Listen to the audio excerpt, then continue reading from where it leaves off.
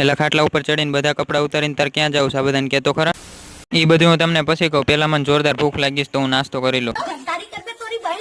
તો હાલો, આજથી આપણને ઉનાળાનું વેકેશન આપી દીધું છે. તો હજી થેલા બેલા પેક કરવાના બાકી છે અને કાલ આપણે જવાનું છે ઘરે. તો આલજીગા કામે લાગી જા. બીજા દિવસે હવારના પોરમાં આપણી ગાડી ઉપાડી ગેટ તરફ અને સિક્યુરિટીને ગેટ પાસ આપીને કોલેજને કહી દીધું tata bye bye goodbye. હવારના પોરમાં પનોતી બેગ એટલે ઉભા જવું પડ્યું. પછી ઉતરીને પાકેટ ચેક કર્યું તો 65 રૂપિયા જેવા પડ્યા હતા. પછી લાગ્યું કે 65 ઘર નહીં આવે એટલે નીકળી ગયા એટીએમ ની ખોજમાં.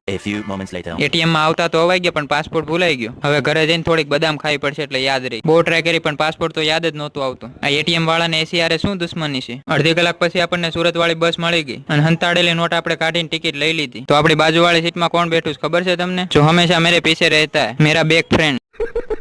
બેઠા બેઠા આવતો તો આપણને કંટાળો અને ઉપરથી આ ઉનાળાની ગરમી. તો 20 વાળી બિસ્લેરીની બોટલ લઈને આપણે થોડાક નાટક કરી લીધા. તો હાલો, ભાગ 2 જોવા માટે ફોલો કરતા જાવ.